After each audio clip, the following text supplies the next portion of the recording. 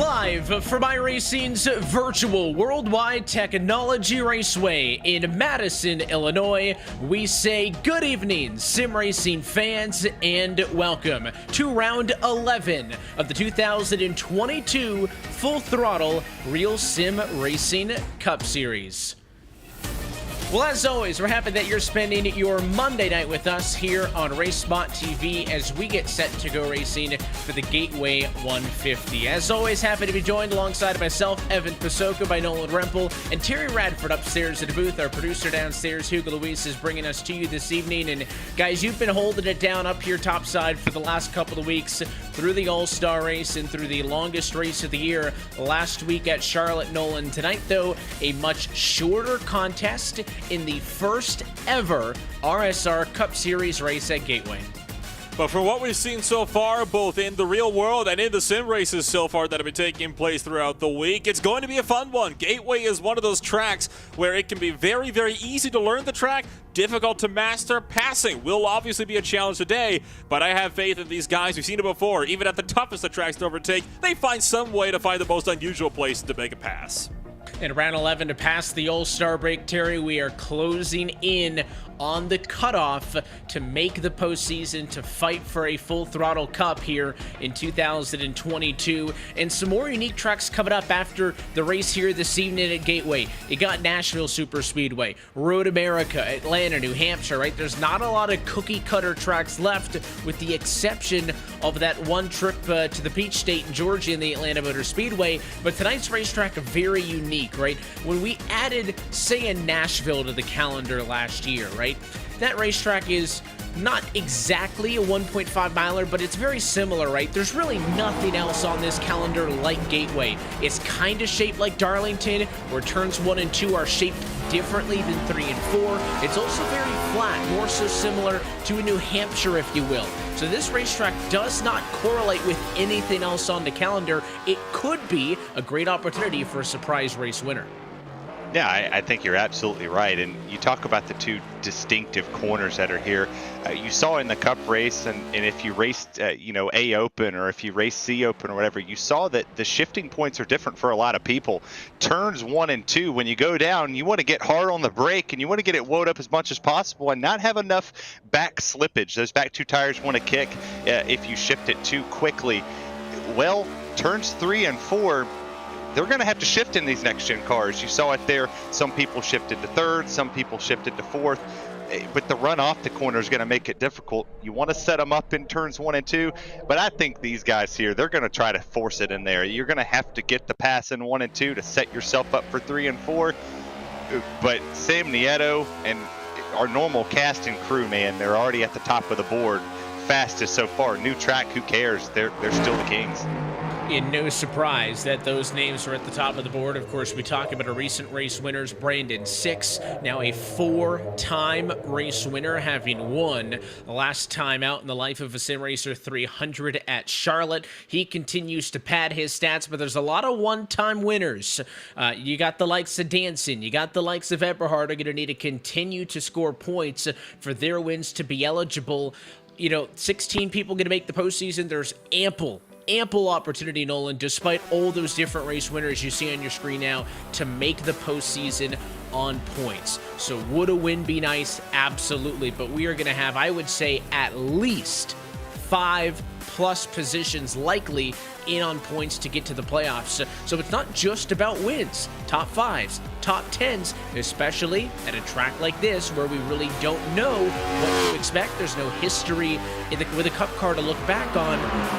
Getting good results in races like this, critical to getting into those top 16. If you look at this track and try to think where might we be seeing an incident that could shake up the running order, the question is, well, just about everywhere. Every aspect of this track is so different and no inch is the same as the last. The turns especially, though, are very, very different from one another. Turns 1 and 2 banked at 11 degrees, but it is a tighter radius than turns 3 and 4, which is banked at 9 degrees. So you got your options between a tighter corner, therefore possibly a slower corner, but with higher banking, or a wider corner, but that is also flatter. So it's much harder to carry the momentum, especially from the outside line. Turns 1 and 2 will be great for those drivers that love to use that outside line for defense. 3 and 4, though, could play against them. That's where we'll be seeing a lot of the dive bombs coming in here tonight. I would reckon they'd be coming in turn number 3.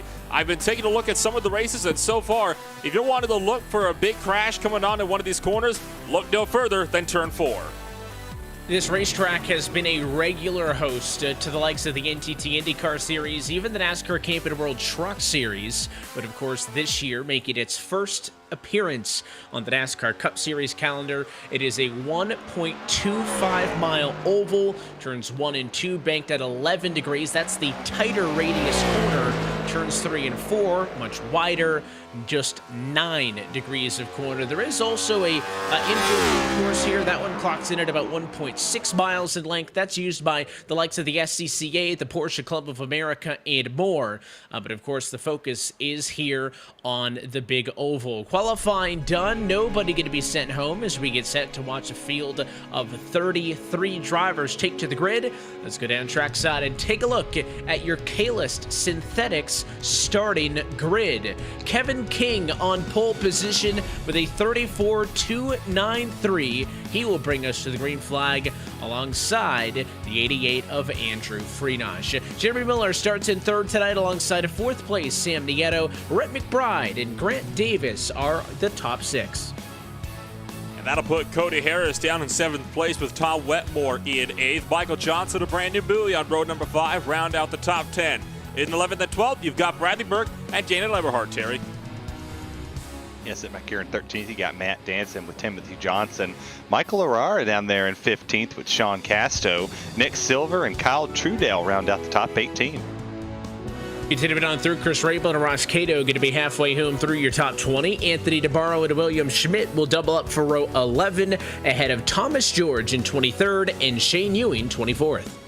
Braden Whitaker, Agno, Philip Munatzi Major, and Sean Kalis were the last of the 28 drivers to set qualifying times. All of the cars that did set times separated by just under 1 second, so a very tight field, especially in the mid-pack with the likes of Brandon Six and Eric Stanford in 29th and 30th.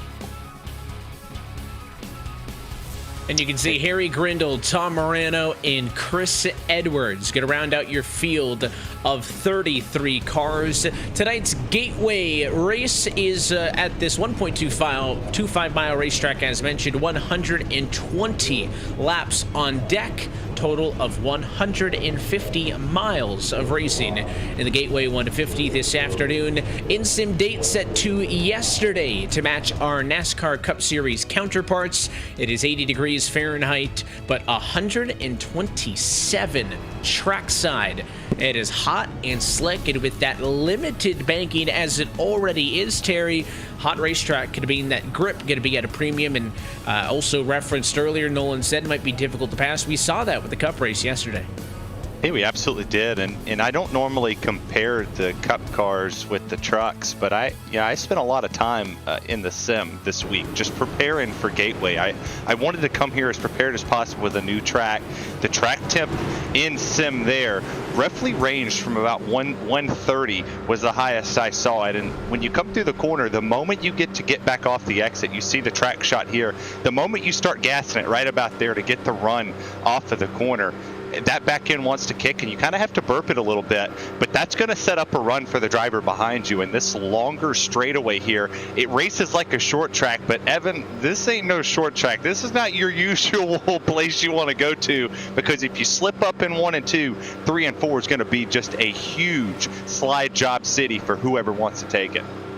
And it is going to be a fun night as we look to crown the first Full Throttle Real Sim Racing Cup Series winner at the virtual Worldwide Technology Raceway. Racing into the second half of the regular season.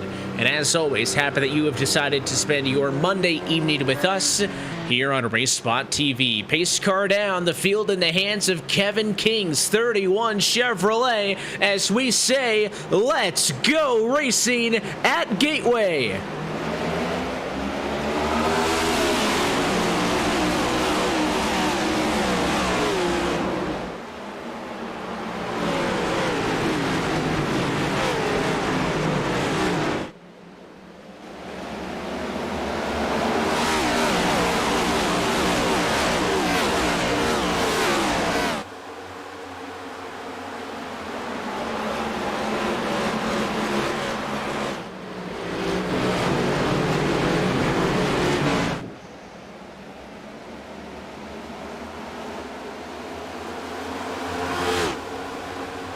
First lap led handily by your pole sitter, Kevin King. The top 10 or so trying to get single file out. A little bit of side-by-side action back in traffic behind the likes of the 15 car and more as they single file themselves out towards the front of the field. First car on the inside there, the 39 car. That's Michael Johnson trying to make a move on the inside of the 90 of Daniel Eberhardt, but around the outside, the 34 of Brandon Bowie. Going to get clear of him. So single file almost through the field early here in Madison, Illinois. You can see the side-by-side, but it's not till about 16th on track.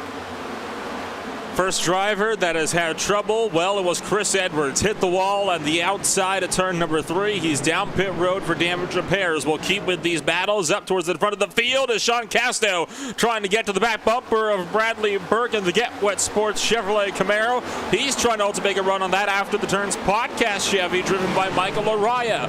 Down to the turn number 3, Lariah doing a good job trying to defend both lines, trying to make sure that neither area can get a run. I mentioned that turn 1 was great for cars on corner exit, and you can see Bradley Burke's able to get sort of a run on Sean Castill, but not able to fully get clear as they sprint down to the turn number 1 as you had just taken that brief look at Edwards, still sitting in pit road.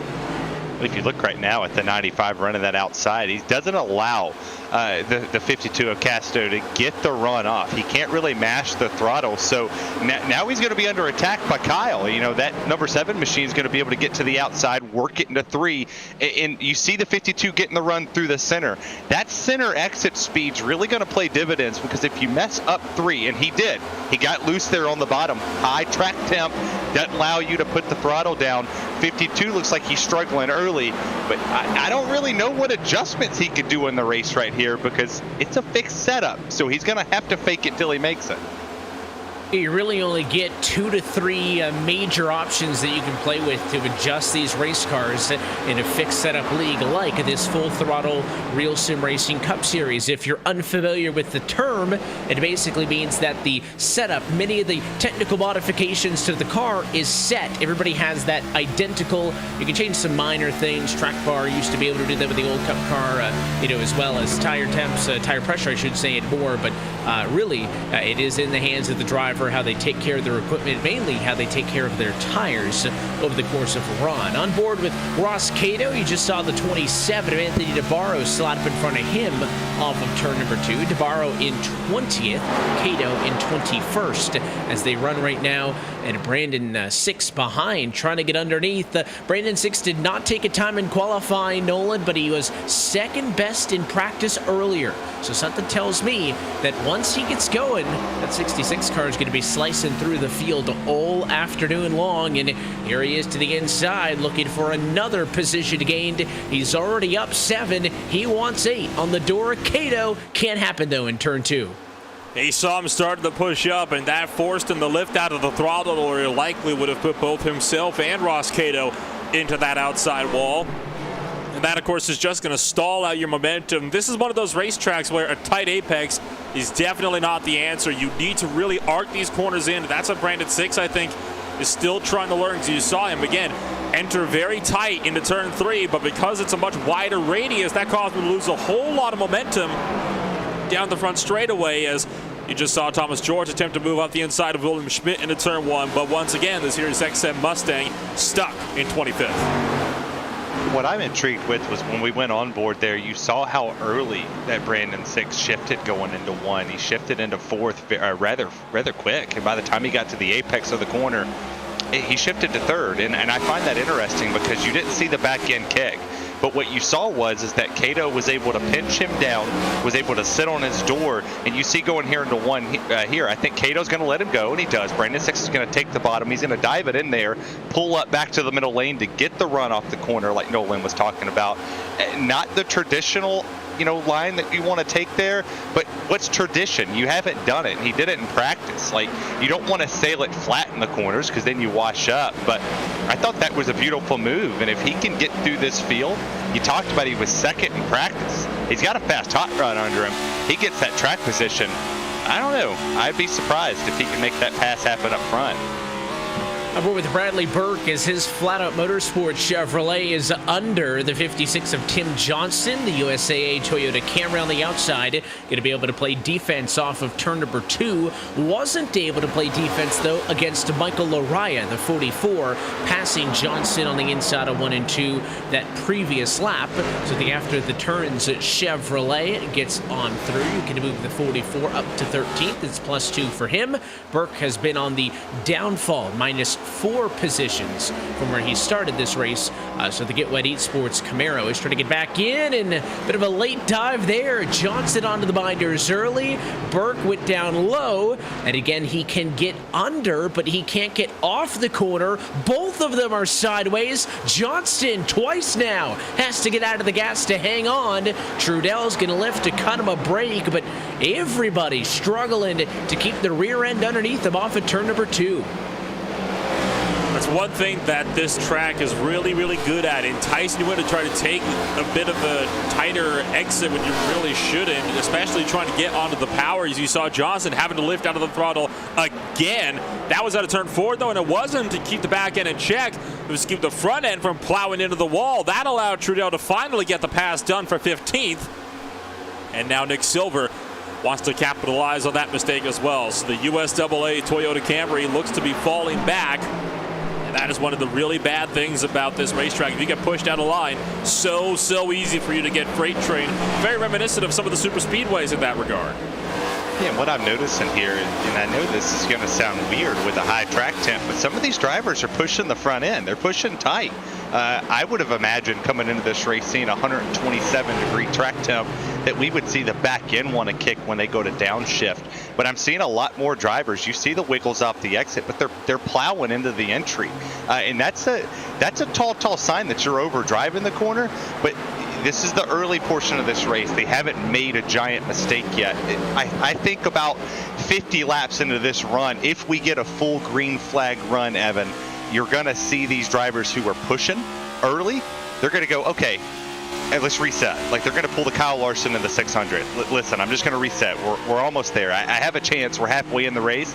Now let's go make it. Oh, that was close. A center in there. I almost bit him. Yeah, it was a real close one. He's sideways again off of turn number 2. That's old Anthony DeBarro working hard.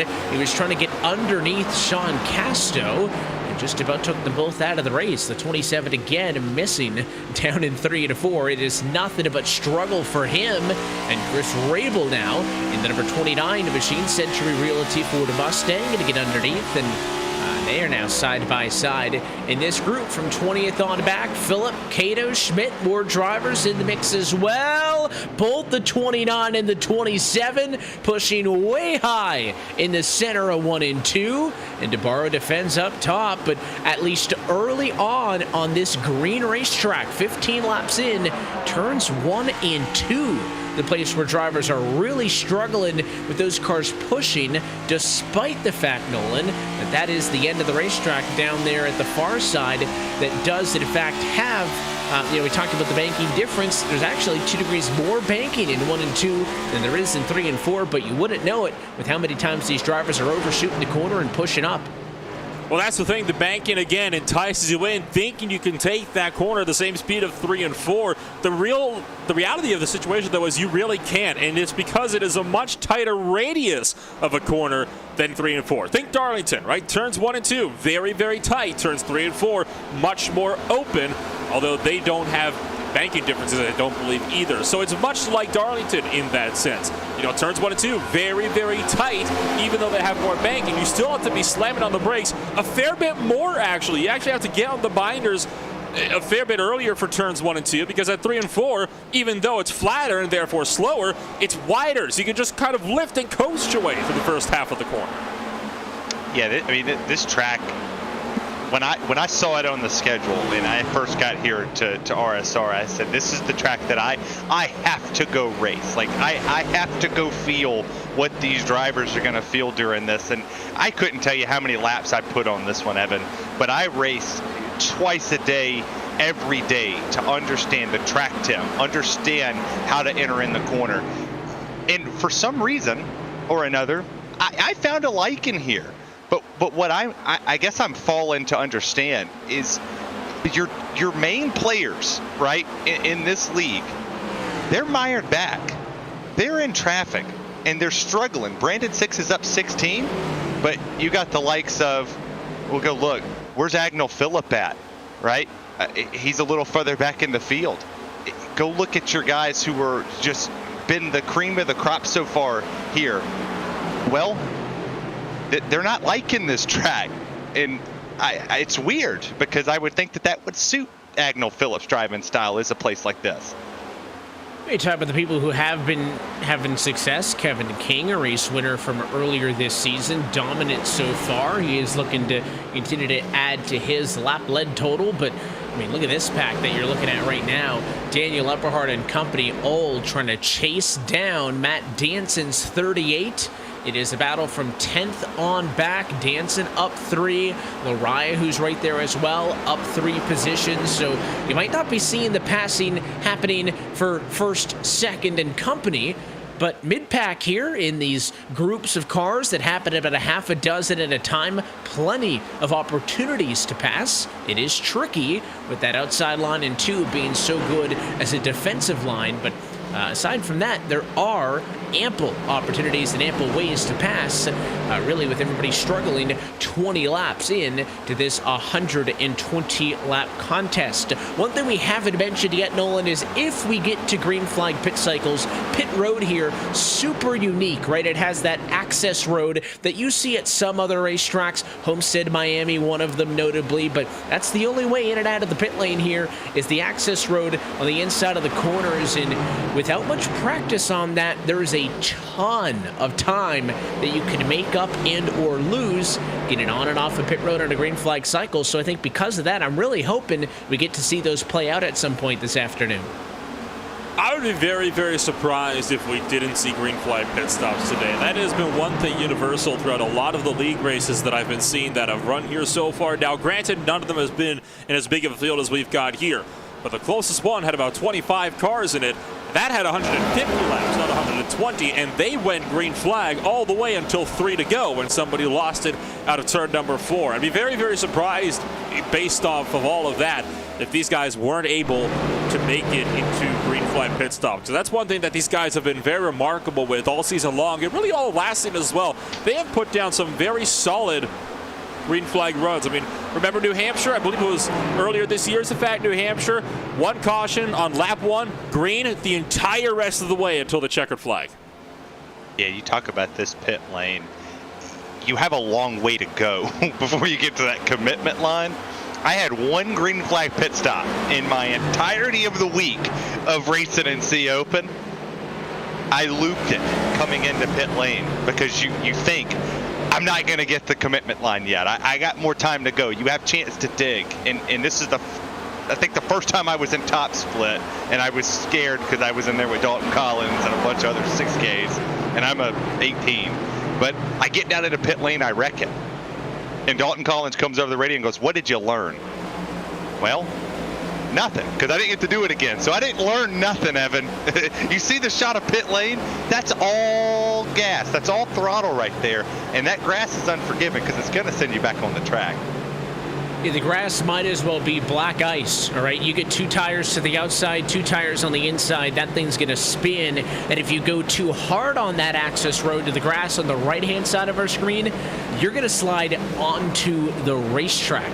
I referenced Homestead, Miami has a similar pit lane access road setup. I have seen some crazy things, including people spinning off of those access roads onto the racetrack, taking out race leaders before. Not to be dramatic, but it is a huge play. And normally we look at pit in time, we look at pit delta. There's 2 that you look at. One is time on pit road, and the other is time in the box. We're not going to be able to measure. There's not going to be any official measurement, plus or minus how much time, tenths of a second, may be given up or gained on those access roads. But could be a big story no matter what tonight. Is got a little bit of side-by-side down the front straightaway. That is way on the inside line. Tim Johnston get it out of the way. The 3-way battle in front of him that now sees Casto underneath the 7 car of Kyle Trudell. And it is another position back for Casto. But man, was that 52 Chevrolet loose off the corner and just about ended up in the grass on the back straightaway, catches it, hangs on, takes the spot away. Casto trying to make up for some spots he lost earlier in this race, and Agnew Phillip wants to follow him through. Phillip now underneath Trudell in a battle for what is 18th and 19th. Still on the bottom, Phillip really throwing it in and is actually pushing up the hill and taking Trudell with him, but that's going to pay out for the 94 car who bobbles out of the exit, but so does Trudell. So once again, two drivers making the same mistake. Whoa, look out to Barrow way in the background. Almost got into the infield grass as still looking at Tim Johnston and Trudell working together, and looks like Johnston to the inside of Trudell. But now you can see the Extreme Performance Motorsports Chevrolet really trying to pinch Johnston to the bottom of 3 and 4, trying to prevent him from being able to get on the power, because he knows if he doesn't do that, he's going to be caught on the exit down the front straightaway. This is the scariest part of the run, right? You didn't see a whole lot of people. As you see the 56 right there, he's breaking loose. Like, this is the part of the run to where those rear tires are lit up. They're heated up completely. They're upwards of, at one point in time, you could see tires up to maybe 180 on the outside, about 210 to 250 in the middle, and on the outer wear, well, it could get a whole lot hotter because they're driving a little bit more. You could see drivers driving too much on the right front. Some people like to drive with the rear of the car. They want to throttle it up more. I tell you one guy who's not having that problem, that's Brandon Six. That guy's putting on an absolute clinic of driving through traffic. I don't know what he did, or maybe this is a challenge for him. He's driving through this field like he's got something to prove. Like, don't put down a qualifying lap. Challenge accepted. I'm just going to come to the front, do my own thing. Lap 30, whatever. He's up like 16, 17 spots, up to 14. That is great progress to get to that point so far. Still halfway to go, essentially, right? 15 positions gained, 14th on the racetrack right now. I think Brandon Six, though, is going to want a yellow flag at some point in this race to help him out on the stopwatches. Another driver, look out! Daniel Eberhardt, the latest to get way out of shape off of 2, but he's able to reel in the Battle Beaver to Bernani, and now that's a free spot almost for Brandon Six, but he could not get around him as Eberhardt finally got his feet back underneath him off of 3, and listed with the way those cars are getting loose, 1/4 distance in this Gateway 150, it may be a hope and a prayer to get to a green flag cycle of pit stops with how out of control these cars are. But the issue for Six isn't pace right now, as he makes a mistake, and now Bradley Burke's going to go underneath him side by side again for 14th. The issue is time. Brandon Six 11 seconds off of the race leader, despite having about top 8 pace right now in the race car itself. We'll see what Burke can do underneath. That's the thing, a lot of the cars here can just have some monumental pace underneath, and I think it is worth noting there is a little bit of an asterisk for Brandon Six, despite you mentioned having top 8 pace. Well, we might want to say more like top 5 pace, or sorry, 2nd to 7th pace, as Kevin King 4 seconds clear of 2nd place. Whoa, somebody else getting out of shape in the background. Turn 2 really seems to be the trouble spot for a lot of drivers over the course of the day. And it's going to be, because that's when you can mash the throttle more. You talk about turns 3 and 4 being that more tighter. You take a look at the replay here. Let's look at the handwork that's going to happen. Comes into the throttle, doesn't shift yet, still sitting in 4th. Those rear tires really want to chatter there. You're really mashing it, and that's going to be the biggest key. If you mash the throttle hard off of 1 and 2, it's unforgiving. There's no forgiveness there as Eberhardt does it again. Mashes it, the back tires want to slip around. It really wants to get fishy. But 3 and 4, you don't have that problem because it's really just a straight drive up, right? And I know that's weird to say, that's a tight one. That's everybody. The 39 there, having to check up the 52. And now you still have a side-by-side battle here. I mean, there's Brandon Six, there's Burt. They're fighting tooth and nail to see who's going to keep this spot. And that last time by in 3 and 4, Bradley Burke pushed up off the bottom, had to brake. That checked up Johnston, who checked up Casto, and that will eventually allow Agnew Phillip to get through for 17th place. Still drag racing each other down the back straightaway. Brandon Six brakes later from the outside lane. Bradley Burke Gets down, clips that red and white curbing, pushes up, but is able to get the car turned back in. 6 still pinching, still pushing. Now will push up to the outside line, and Bradley Burke, I think, will get this one secured finally in turn 1. Well, you get an opportunity there coming out of the corner, especially 3 and 4. If you get to the bottom of a driver, you can really work the throttle and get them there. As you see Cody Harris and Sam Nieto right there at P4. And Harris was really working Nieto. He was setting him up. He didn't just go up there and dive bomb him and move him out of the way. He just progressively, continuously saved his stuff, sit back there, laid consistent lap times. Harris is throwing some burners now because he saved them. And I expect him to go chase Andrew Freenage down. And I'm not going to say he's going to make the pass look easy, because Freenage is absolutely, walk in the park. But look how much he's pulling away from Nieto here. And the interesting thing about all of this is no more than 10 laps ago, Nieto was challenging Freenage for second. He had chased down the 88, got to the bumper, and then got stuck.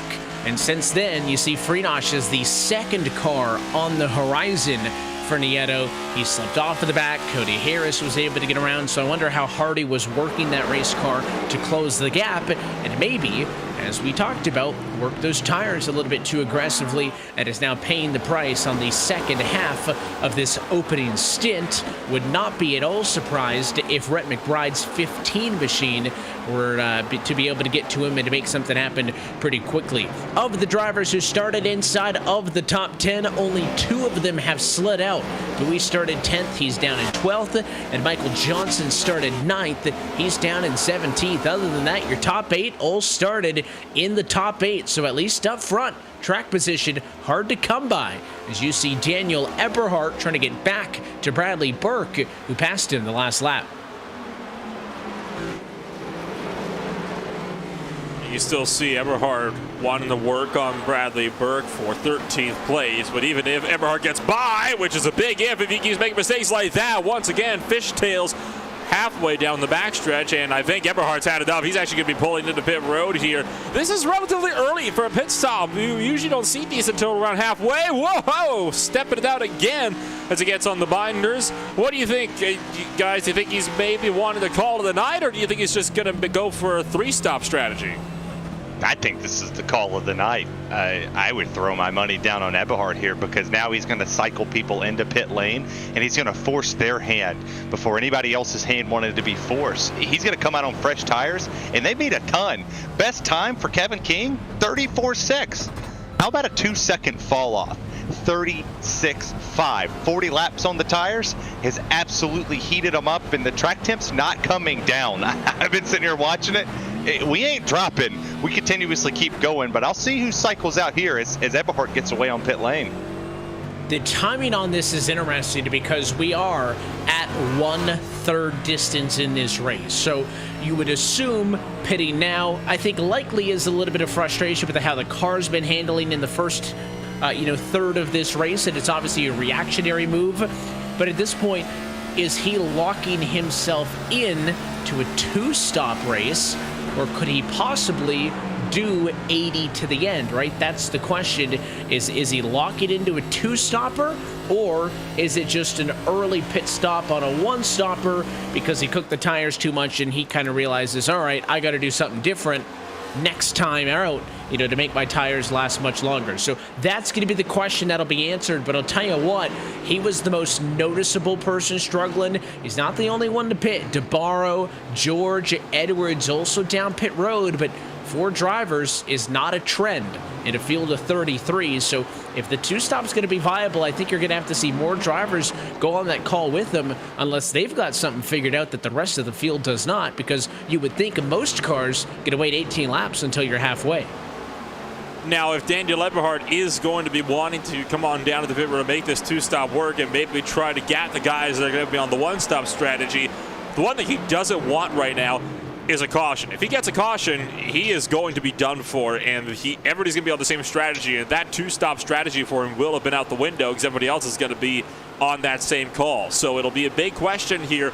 Can we make it to the point where that 2-stop strategy will be a guaranteed win for him, Or will we get a yellow flag potentially before then? Or will he even just run out of pace before he can properly capitalize on it? Well, and I think the biggest key here is he has to be careful. He has to be patient. You're on fresh tires. We get it. He's going to catch traffic in just unopportunistic times. He's going to be flying around this racetrack setting what the early part of this race was, but don't cook them. You already made the mistake once of cooking them, and here you go. And looking here at the tire here, I'll show you what we're talking about. So I talked about the 3 layers of the tire. So you have this little part right here. This is the inside of the tire. You don't want to burn this up because this is what's going to help you with the drive off the corner. This center part of the tire right here, the more you burn that up and you get this hot, that's going to affect your entry. And this side right here, the outside of the tire, the more you continuously put heat in this, you're going to keep sliding. You're going to continuously keep going, and nothing's going to work. Like, nothing's going to work on this tire if you just keep flattening this out as much as possible. Well, I'll tell you what, first off, I like the PJ bottoms. Thank you. Second off, I like the RaceSpot jersey. It reminds me that the one that I ordered was small, so now my girlfriend owns that one. It was just and she took it, so I needed my own. I need another one. And I appreciate the explanation, but we got a caution. Just as Johnston was about to come down pit road, he's going to want to not get in, but it's going to be a penalty for those 2 cars, and I think the spin came from Matt Danson in the 38 Logitech Chevy. Let's watch it off of 4. Ooh. And on his own. That thing snapped around quick, man. Great save, though. Didn't even stop, just kept rolling. His tire looks like mine now. Why do you got to go up and one up with us with that tire? On board here. Holy cow, yeah. Not even a whole lot of wheel work, but yeah, Terry, you just went and one-upped, I think, almost everybody on our RaceSpot crew here.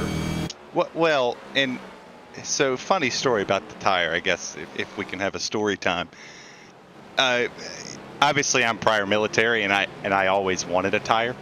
That came from Jimmy Johnson's tire back from the Coke 600 in, I believe, 2016. And I bought it, and I wanted to get rid of it. And I was like, no, I'll keep it. And it was the right rear from 2016. I might turn it into a table, but I thought it was pretty cool to get to show it. I mean, I'm going to go get an 18-inch tire from work that's all balded out, and I might bald it out myself to show the difference between the 16 rim from last year and the 18 of this year, to really show the fans at home, like, hey, they put a big old tire on this car, and it really helps with the drive off there. And now I smell like rubber. I'll tell you what, just one of the many differences, right? The next-gen car to the previous Gen 6 era, as it is wholesale pit service for everybody who had not yet pitted.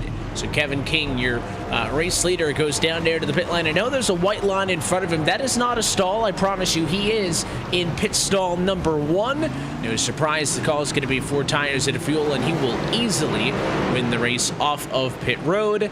Cody Harris off second, Freenosh off in third. So that is a big change, considering that Freenosh had been pretty much uncontested in second for much of that run. He will get passed by Cody Harris, so a bit of a shuffle towards the middle of this race. And speaking of tires, it's always just in the corner of my frame. If I could get it out of the table, I would, to do show and tell, but it's squished in an IKEA table. And I don't know if you collect NASCAR like sheet metal and stuff, you know about the IKEA tire, guys. Basically, IKEA's got a table that is the exact dimensions of the old NASCAR Goodyear tire. So it's just sitting in there with glass on top, just out of shot normally. It is from Jeff Gordon's last start in the Cup Series at Homestead Miami Speedway. It's super cool, but yeah, it's a table, so I can't do a cool show and tell. So you got me beat on that one. What I'll probably have to do, since you guys both have tires and you want to do show and tell with yours, I don't have anything yet, and I can't exactly just unscrew a tire from my Corolla. What I'll probably end up doing during the next weekend when they're drag racing down at my local track, I'll probably just, on my 30-minute break, just go on down and swipe one from the pits, and I'll just bring it on back. They won't notice, I promise.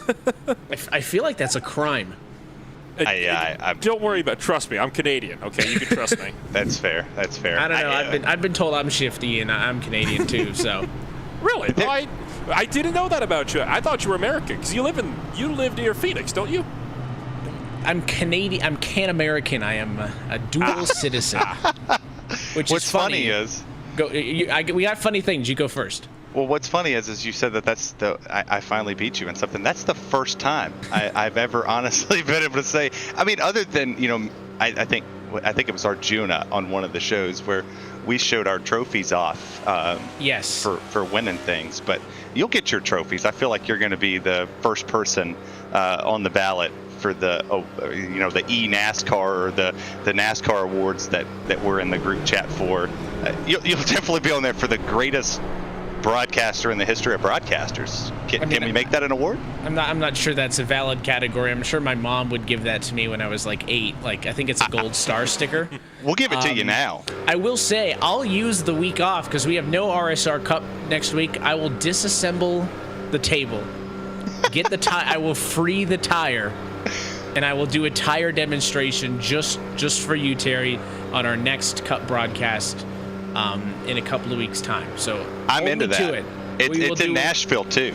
Yeah, so we can do. I'll be in Nashville for the Cup race actually. So I'll be coming home from that race, and we'll do dueling tire demos. That's in 2 fine. weeks' I need to time. think of a gimmick. That's fine. Yeah, you know what's funny? Get a tire too, Nolan, and we can all do tire demos. I'm gonna be in full Tennessee gear because we're in Smashville, my hometown, in my backyard, Evan. It'll be a good one. Coming up 2 weeks' time at the Nashville Super Speedway. That race on June 20th. The green flag back in the air, and Kevin King enjoying the clean air. Leads his 49th lap of the afternoon, and the battle is going to be for second. Michael Araya watches on off of 2 as it's Freenosh on the inside of Cody Harris. To the inside lane, still double file into turn number 3. It got a bit tight on the initial race start in turn 1. Not nearly as tight this time around. I think a lot of drivers have now figured out how this track works on the restart, so they're able to get a little bit more organized relatively quickly. So it will be Kevin King once again to lead the first lap back. Brandon 6 pushing up from the bottom. And he will almost get into Tom Wetmore as Nick Silver continues to work at Brandon Bowie. I'm just surprised here as you continuously look at some of the field that's worked up. You got plus 19, plus 10 for Laraya. Nick Silver's working up plus 10. A lot of these drivers are working multi-grooves, and we saw it yesterday in the Cup race that outside lane in 3 and 4 was, I would say the preferred spot to be. If you could go out there, as we almost go 3 wide, but we think twice of it. But what amazing racing. And amazing racing is awesome, but look how awesome that 34 looks right there. That is one beautiful car out here on this racetrack. There's a lot of real good looking race cars. 34's looking good. The 13's looking good. Listen, I'm always going to be biased to a 13 car because that is my lucky number. And I picked that as my lucky number because everybody else hates the number 13. But it's good to see Brandon Bowie's got the pride colors on his Toyota. I think a lot of that team as well has got a lot of really special colors on their cars this afternoon.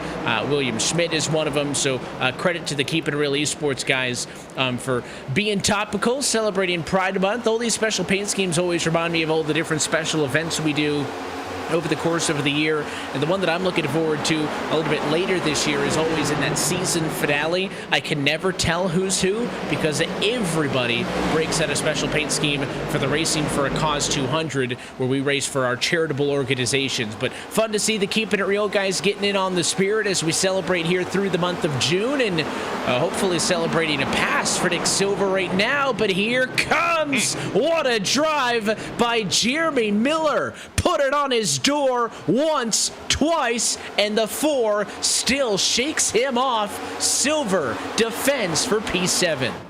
I am absolutely loving this type of racing because these guys are doing a phenomenal job on making sure that the racing is hard but fair.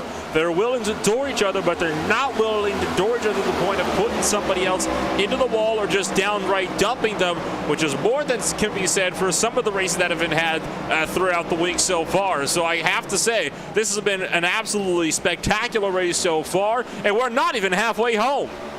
You know, the intensity's picked up, and Ola, you talk about the week of races. It was so awesome to see people jump into the official lobbies and go, hey, I know you.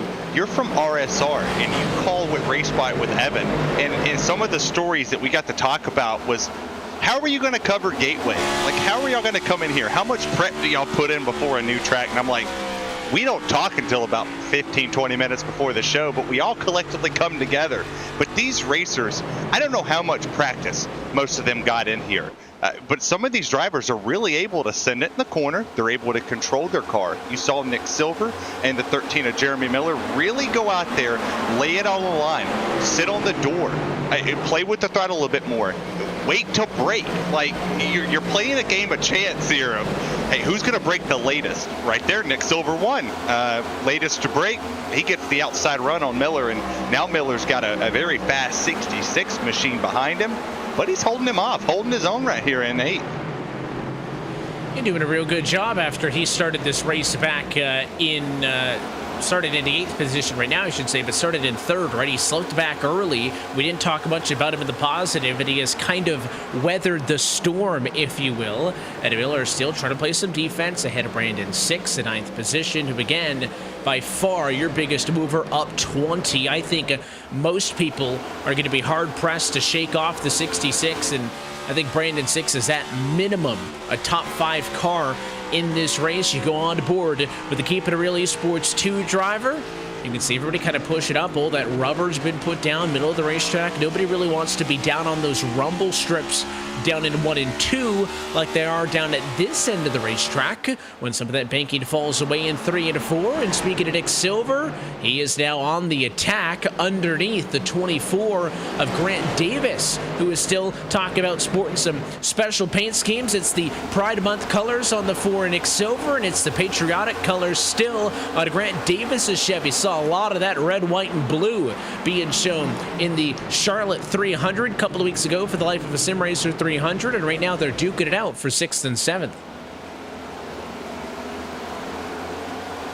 And that is a battle that could very well become a three-way fight here pretty quickly if Jeremy Miller decides he doesn't want to hang around, because it is worth noting every time these guys go side by side through these corners, the cars in front pull away by that little bit more. Grant Davis doesn't want to fight for too long. He's just going to find the hole between Silver and Jeremy Miller. Now, will Miller attempt an attack into turn 1? Looks like he won't. I think he had to back out to avoid hooking the 24 car in the left rear, and that is what caused him to lose some of that momentum down the front straightaway. But now, right onto the back end of that Hasib Design Chevrolet, making the little bit of a peek to the inside. Will he commit into turn 3? Brakes earlier, and it looks like he's going to back out.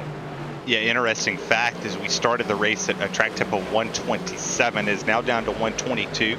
We got to as high as 128 at one point in time, but they're starting to single file out. They realize, don't burn your stuff up too early. The caution saved a lot of people. The only person it didn't save was Daniel Eberhardt, who at that point took the wave around to get his lap back and finds himself in the 18th position at the moment. So a lot of differing strategies. We'll see how Eberhardt goes back here, because with the track temp going down, I still think this is going to be an ice ring. Like, these drivers, once they get 30, 40 laps on their tires, the back end's going to want to kick around as much as possible. But I'm interested to see who made the adjustments. Other than Cody Harris, this is the first time a driver's been able to stay under 0.3 of a second behind Kevin King. So watch out for the 28. He's being sporty at the right time, almost at the half, or I think we're at the halfway point here. I'm not good at math. We are past halfway. Yeah, you got it. Past 62 down, 58 to go. And Cody Harris is somebody that I will promise you I will never count out. He stormed onto the scene when he first joined this series a couple of years back. He is the highest running driver in the points without a win. Second overall only to 4-time race winner Brandon Six. And like I mentioned off at the top of the show, those, middle of the road, those good points nights are huge because there will be positions into the playoffs based on points, right? Cody Harris has the second most top 5s and the second most top 10s of anybody in this series. So would it be nice for him to get the win? Yes. I think mainly what that win would do for him is a confidence booster, right? A little bit of validation for all the speed the 28 has had this year, but he doesn't need it to get to the postseason. He has been there week in, week out, and is challenging Kevin King, who at this same point in the last run was 2 seconds and change up on Andrew Freenosh. Cody Harris has not given him that same courtesy. It all started with the pass on pit road, and he is within a car length and closing down to turn 3. Closing in, but not able to be able to properly commit for the overtake. And I will note Kevin King has not had nearly as good of a getaway as he did in the opening stage of this race. At this point in time, back in the start of the race, he was about 1.5 seconds clear already. Here, hasn't even broken out to 1/4 of a second yet. So Cody Harris very much wants that race lead, and I have a feeling that Kevin King might have a serious fight on his hands before very long. And then don't forget, the winningest driver in RSR history, Andrew Freenosh, just a little ways back as well in third. No doubt wants to get it on the fray as well. Let's take a look right here at turns 1 and 2, if we can go on board with Cody Harris, because this is really where he's just absolutely crushing Kevin King. You see here, he'll get the run, he'll shift before the line, and that's perfect, that's normal. So he comes out of the corner, he's riding in 5th longer than any other driver, and really letting that thing roll. He's, hovering there at he got down to about 5,500 RPMs. And he's able to get back on the gas. That time he got squirrely, but that carried a ton of speed. And look at him just close down the back. He might have a run into 3, but look at that. He stayed in 4th. That's the first driver I've seen that really stayed in 4th down the back straightaway and carried max speed into turn 3 and 4. But he loses a little bit there off of 4. Can't mash the throttle as good as Kevin King. Tale of two tracks over here, because both corners are just polar opposites. It was funny earlier tonight, you look at this racetrack, I thought of, it's like a flat New Hampshire-esque version of Darlington, right, with the way the corners are. But one track that I didn't even think of was a Phoenix.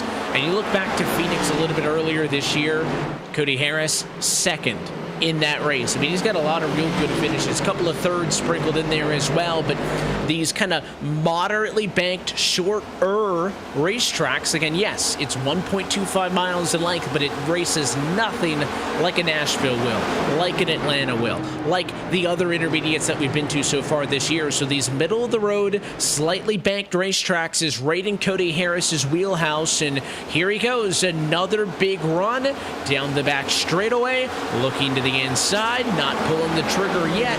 I think he keeps flashing that nose. He's trying to get Kevin King to be a little bit late on entry, right? He knows if he gets under Kevin and to his door in the corner, it is going to be difficult to complete that pass on exit. So he keeps flashing the nose, wanting to bait Kevin King into opening it up for him. Is behind these two. Some more action going on as well. It's Michael Araya on the inside of Rhett McBride. And Nick Silver trying to attack on the outside. And the fact, I think Silver's actually got alongside Larian, and he has out of turn number 2. Larian left the door open, and Silver took full advantage down to turn 3. Is this going to be a pass around the outside through turns 3 and 4? Silver is still working at it and not able to get as good of a run out of turn 4 down the front straightaway. But Larian losing speed, and I think will give it up to Nick Silver into turn 1. So that was a great job on Silver to recognize an open door when he saw it and make sure he stuck his foot in before somebody could slam it shut. Well, and if you think about the previous car or the cars that we have in the sim, if you were in the truck or the Xfinity car here, that's getting you loose. You're taking the air off that driver on the inside. Or if you were the driver on the inside and you were working up the track, you're taking the air off of the driver to your outside. That happened a couple times in the truck, but with these next-gen cars, it's a little bit less aero dependent. You can get around, you can race 2-3 wide into these corners. You're not going to affect the driver to your outside. The side draft was, I would say, kind of taken away in these cars. You normally would get on their door, you would make the back end want to kick out. You can't do that here. So these drivers going too wide here, as you take a look right here with that 2 machine of Sam Nieto, who has fell back drastically. He's down to 10th. And Nieto trying to work his way through. Somebody else who again has been on a bit of a downward slide from the beginning of this race. I mentioned on the first run, a majority of the cars who started in the top 10 were still there. We're seeing some infiltrators. Brandon Six, one of them, Michael Orion, Nick Silver, but a little bit more quiet so far in this race, but they have all been on the up, including Brandon Bowie, 1 spot gained as he tries to follow Six and Davis into the top 10. You can see a good bit of separation as well through the middle of the field. A couple of battles back there. Casto, Eberhardt fighting in the 15s or so, as you can see Eberhardt there on the inside completing the pass to go on through. However, we did mention that we were past the halfway point in this Gateway 150. So let's take a look top to bottom at your current running order and take a look at our KaListSynthetics.com midway race break. Kevin King continues to lead the way. He has led every single lap tonight. As we check out some of the action in midfield, Brandon Six loses a little bit of speed and he'll drop down that KaList Synthetics leaderboard on the left-hand side of your screen. Cody Harris up front in second, still chasing him down, and Andrew Freenosh is in third, ahead of Rhett McBride fourth, and Nick Silver in the number 5 spot. You can see those intervals on the left-hand side of your screen. Michael Araya is 6th at the moment. Grant Davis runs in 7th. Brandon Six in 8th. Brandon Bowie in 9th. And Sam Nieto Nolan rounds out our top 10. That'll put Jeremy Miller down in the 11th place after he started up in 3rd. Tom Wetmore is 12th. Haven't talked about Phillip too much. He started back in 26th place. Mentioned he hadn't had the best of starts, but he is now up to 13th. Daniel Eberhardt is in 14th. You've got Sean Casto in 15th. Michael Johnson is 16th. You've got Kyle Trudell running 17th. Bradley Burke, along with the likes of Ross Cato and William Schmidt, round out 11th through 20th. You got Harry Grandel down here in 21st. Eric Stanford. You look down here with Sean KaList, the guy, or Manazzi Major, Brandon Whitaker, Chris Rabel, Shane Ewan, Tim Johnson, Thomas George, Sean KaList, Tom Morano, Matt Danson, Anthony DeBarro, and Chris Edwards are the final rundown. And that's a look top to bottom at your KaListSynthetics.com midway race break. KaList Synthetics is an independent dealer of Amsoil lubricants serving the United States and Canada, providing custom engine solutions for all types of customers, from private individuals to race teams, hauling fleets, and everything in between. They have the products and expertise to help you save time and money. Dealer number 300-71815. So look top to bottom at your KaListSynthetics.com midway race break. 44 to go. A majority of the field pitted some 29 laps ago when we were under the yellow flag. And at that point, there was a lot of discussion. The one-stop strategy, the two-stop strategy. Can they make it on fuel? 73 laps? Some drivers, possibly. It depends on how much fuel they're wanting to save, but I think you're going to be stretching it an awful lot. And I have a feeling a lot of drivers will probably be feeling more safe if they were to just come on down for that extra stop. I know that was, I believe, Matt Danson's strategy, or to come on down into pit road, and then of course he had his spin to put us under our one and so far only caution of the night. So you have had a fair number of drivers trying out various things. Of course, it's a new racetrack, so it's a good time to find out what is useful, what isn't, and maybe that could be useful if we end up visiting this track in seasons in the future. I don't think that was our one and only caution. I see these drivers now. I mean, they pitted on lap 46 for Daniel Eberhardt, lap 38. I I think we're going to get another one. You see them getting sideways. You saw drivers hit the wall. You saw drivers, not really being able to roll that bottom just as well. They can't mash the gas on exit. I would imagine that they're not going to have to be in that strategy. Somebody's going to wreck it. We're going to have an issue to where they're going to be able to come down, breathe a sigh of relief. And I think Kevin King might be saving a little bit, because now he's starting to pull away here. He's added another 10th on Cody Harris. Wait, there it is. I spoke. Told it. Caution. You didn't say the caution word, but you alluded to it, so I'm going to mark that up as a penalty point to Terry Radford at the RaceSpotTV booth. The incident comes from Daniel Eberhardt, who was around off of turn number 2. We saw him down there in the grass. It didn't look like there's any major damage on the SK Battle Beaver Ford Mustang, so I'm curious if it's just going to be another spin like we saw at Anson. Let's look. We saw a lot of cars loose off 2. And tried to catch it, but it just snapped around on him. He'll claim responsibility. How many times did we see him almost spin into? I'm not shocked that the way Eberhardt was pushing that car off of 2, it finally happened. Again, though, just like Matt Danson, fairly good save. Got that thing back under control quickly, kept it rolling, didn't hit anything either, and didn't collect anybody else. So, no harm, no foul. Kevin King will lead the field down pit road. Now, Evan, you mentioned Terry has just earned himself his first penalty point for the season in the broadcast booth. What we don't race though, so what does that mean for us? Is it like 3 points we're off the broadcast crew for a race, or what? Yeah, you also don't. You in order to get rid of a penalty point, you have to complete a race without causing one. So because we are not in the cars, he just has to live with that penalty, and then yeah, I guess three caution jinxes, you're done. Parked for a week. You're going to go to the RSR trailer and talk with me in the Discord. Well, in that case, I should probably make my leave then. I can't count how many times I did that last year. The funny part is I'm the one talking, because I'm very well known for the yellow flag jinx. This will solve, though, the question we just posed on pit strategy, because at the 2/3 marker in this race, everybody is down pit road for wholesale service. 4 tires and fuel. Kevin King first off, Harris second, Freenosh third. So no changes there. And now we know they are all going to be good to go on fuel to the end of this race. We really saw, though, on that first run, 40 laps or so in, they really started struggling, right? Dan said it would eventually spin on lap 45. Almost the same length into this most recent run.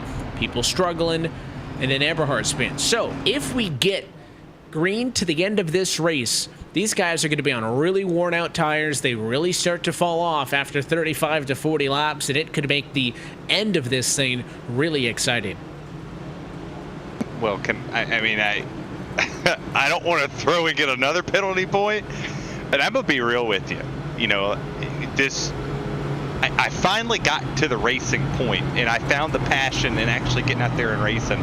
But I love to call them, because you can kind of predict it, right? You see that caution come out, you feel it. You're starting to watch these drivers slide around, track slick. I mean, this is what these drivers like. All of these drivers, when I talk to them, throughout the week, if you have a conversation with one of them, they say, the only thing I like is a hot, slick racetrack, because it really brings the best out of your competition. It's brought the best out of Kevin King. He's up there. He's led everything, right?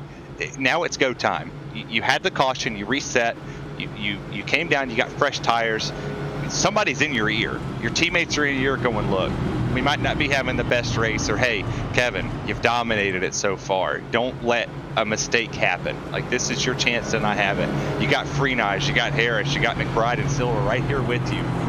Don't mess it up. This is your chance to go.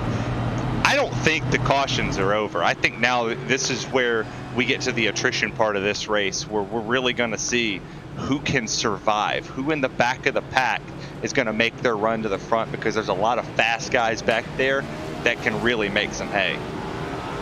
And I will say, under the yellow, you cannot jinx a caution. So if you guys just want to, let out 5 or 6 cautions in a row, this is an immune period.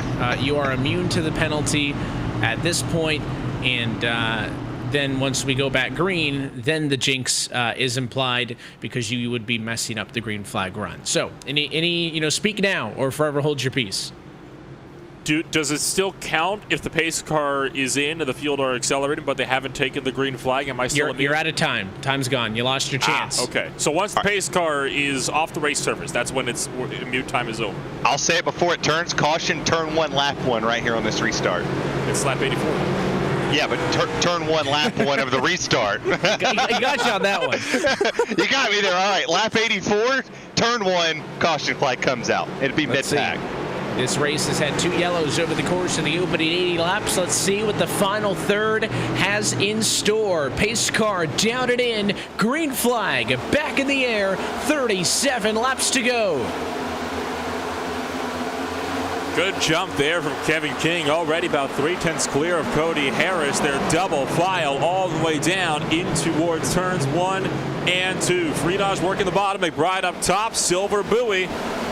Both of those drivers still trying to find some speed as Freenage forces a hole in there. Couple of drivers scrambling in the back. Silver goes deep into turn number 3 to avoid running over Brandon Bowie. They got close to that word back there in the back, but look at Brandon 6. He saw Silver overrun turn 3. And we've seen Silver do it all race long, where he's really able to go a little blocking back there in the back. They don't want him to get up back to the front. You can really charge these corners, and on fresh tires you feel like Superman out here. Nieto working his way back to the front, trying to get a run there on Lariah. And well, hey, there's a battle for second. There was Rhett McBride. We haven't talked about him all race long, and he's fighting for second. And there is more to this battle for second position. Black flag to the 28 Chevrolet of Cody Harris. Battle's going to be for third as Freenage is going to go under Rhett McBride, but Cody Harris, guys, changed lanes on the restart before the start-finish line, and I think he realized it because he pulled down and then tried to pull back up, but you can't tag up on a lane change, put the block on. That is a drive-through penalty on pit road, and maybe the fastest car in the field will bow out and maybe lose a lap, depending on how long this will take. Well, if that flag of the Banana Republic visits again, there is the potential that he could get himself back out there on the racing circuit. So who knows, maybe it's not over yet for Cody Harris, but he will need some serious luck and some very unique circumstances, shall we say, involving a certain car that is just waiting on pit road to get himself back up into the fighting action. Agno Phillip trying to go up against Grant Davis, going to the outside line of turn 3, deeper on the brakes, won't be able to make the pass happen though. I think that black flag right there, it's a testament to the rules that we follow here, and you don't, you know not to break them, right? And I love the fact that the guy in second, the standards were upheld, you know, to the driver in second. You know, some people will turn a blind eye to it because who it is. RSR doesn't turn a blind eye to it. You get the penalty no matter where you are, but the racing back here in the back has been phenomenal. This track has been phenomenal across the board. 2, 3 wide into one where I'm not taking it 3 wide. I don't have that kind of skill yet. Oh, there they are. Oh, that's Eberhard again. Oh my gosh, what a hit. Eberhard involved, several others as Jeremy Miller took a big piece of it. Michael Johnson as well. And there is yellow flag number 3 on the night, guys, and it couldn't have been better timing for Cody Harris, who you saw on the split screen, was able to serve his drive-through penalty, stay on the lead lap, and he'll have an opportunity to group everything up. It all starts here, though. Eberhard sideways saves it, but then Miller also gets sideways, and then they end up 3 wide, and just a little bit of miscommunication with the 39 car. They end up into each other, and then they start stacking them up on the front straightaway.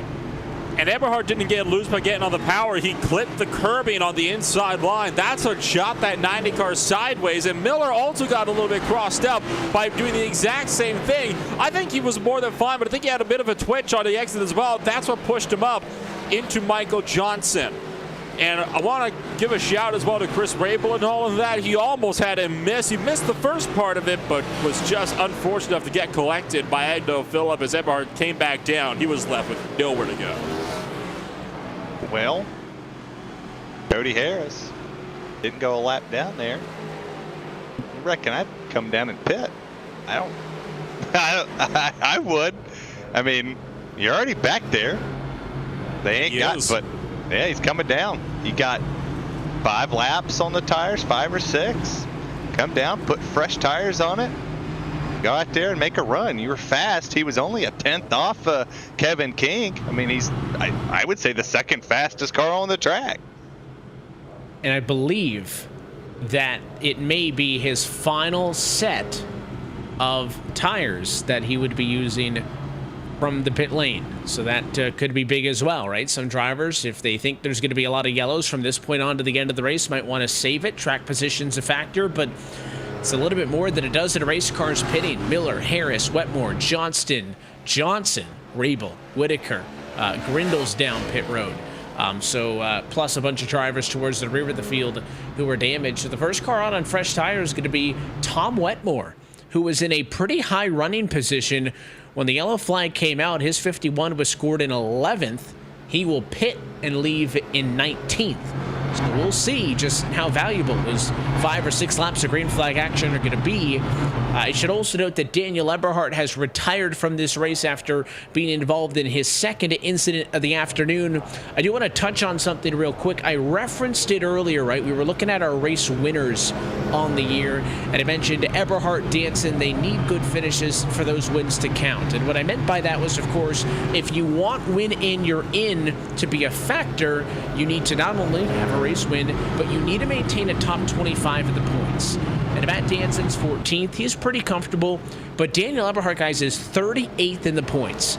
And much of that is because he had a 3-race suspension that he had to serve, right? He missed several races. So he came into tonight with 74 points, 25th in points at 142.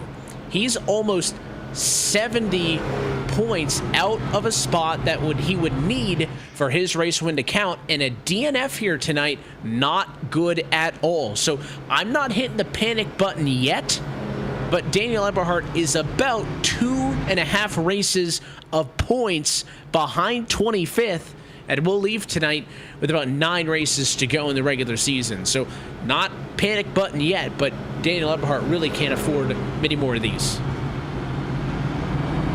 It's going to be a difficult call for Eberhard. I think he might still have time to close on in that gap, but he has to have some good runs. He cannot afford to have another race go like this one did. He's got to really get those top 10s, get those top 5 finishes, ideally get another race win as well, so that way he can get himself one more win as well as get maximum points. But he cannot afford to have too many of these races go awry. So at this point, who knows? Because they could very well fall apart for Eberhard, and wouldn't that be a shame to have your championship hopes just come crashing down at a brand new track on the schedule?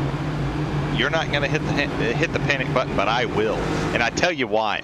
Because the level of competition here in this league is I would say better than most. And if you struggle here and you're struggling in the summer months of the season, I would say that when we come back on the 20th of June for Nashville, you need to win. If you're watching this, Daniel, you need to win. Like, go out there, run as many laps as possible, and go put on a show. Win that race. If he wins that race, Momentum City.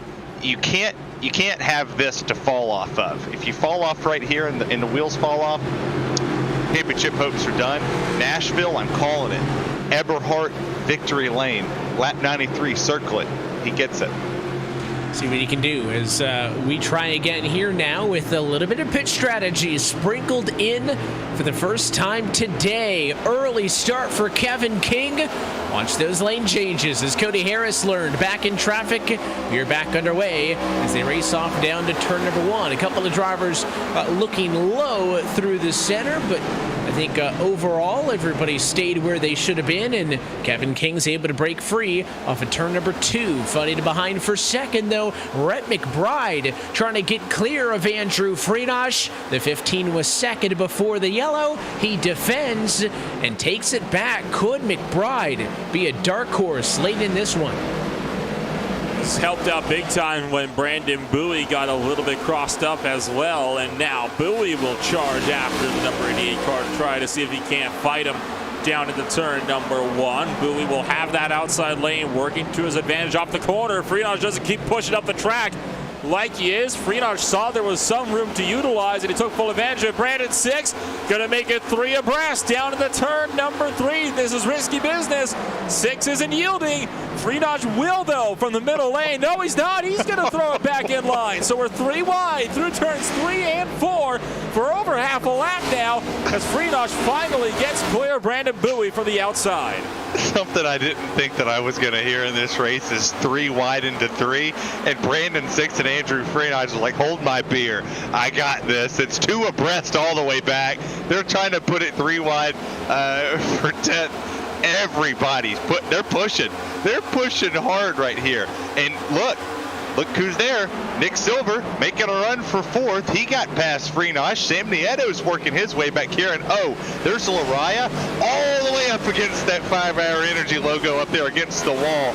And that's a power move, boys.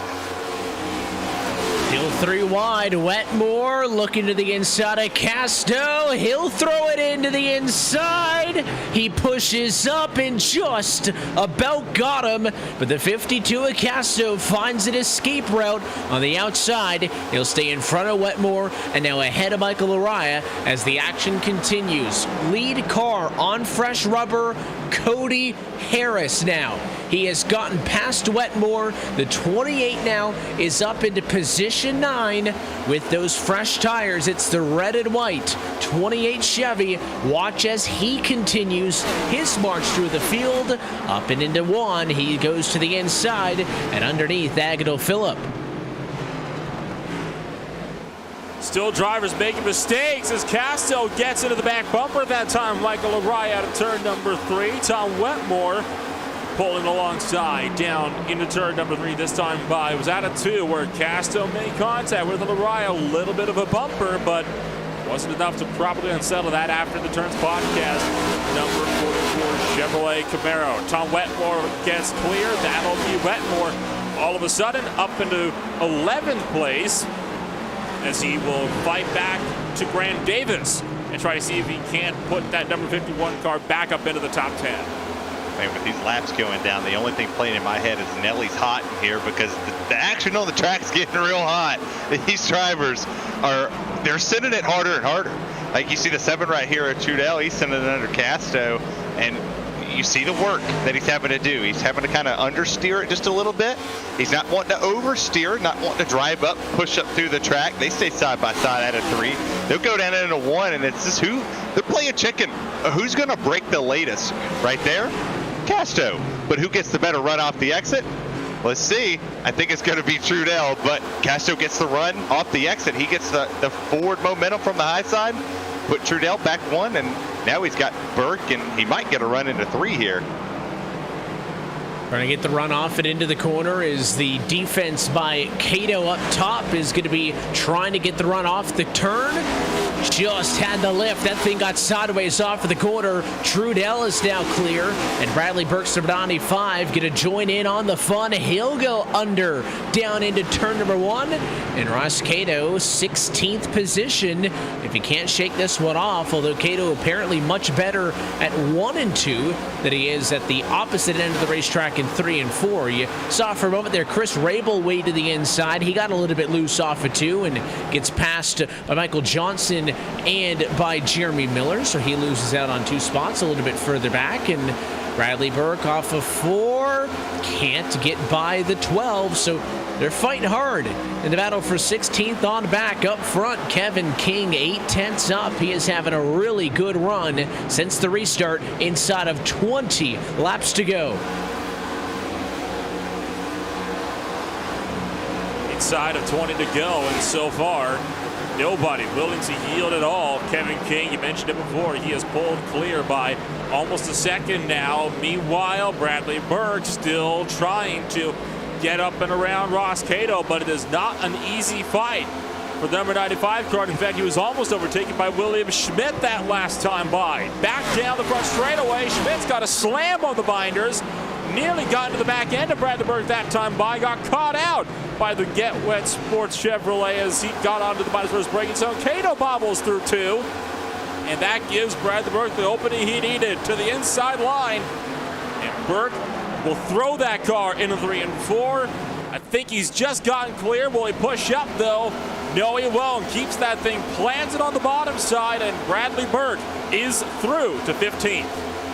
Yeah, I think that was probably the only move that was going through his head there, is he had to make it into 3, because if he didn't, turn 1 was going to quickly approach, and he had 2 very fast drivers behind him that were ready and willing to put it in there. Schmidt's been doing a great job as he bobbles there. He's going to make that run happen there, and Eric Stanford stays there in the 18th position. I'm looking at lap times here, and 35.3 for our race leader. Cody Harris down there, 35.1. He's 0.2 of a second faster.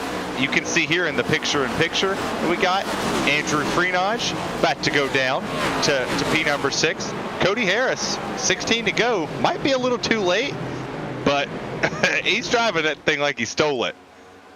You can see the damage on McBride's 15. He had an eventful lap, got into the fence in turn 4, lost position to the 4 and Nick Silver. Silver blew turns 1 and 2. McBride got back under him, and they have been side by side since.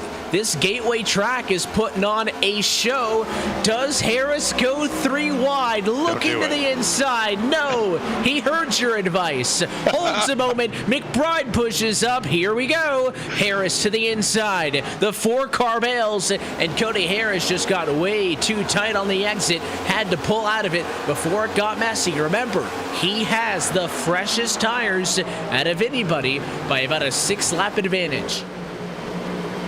He almost took out Rhett McBride as well. I think might have even just scraped along the left side of McBride's vehicle, and now fighting on defense from Nick Silver. I think Silver's got him though. If he could just hang the outside line through turns 1 and 2, which surprised he doesn't. Oh, Harris throws it in too deep.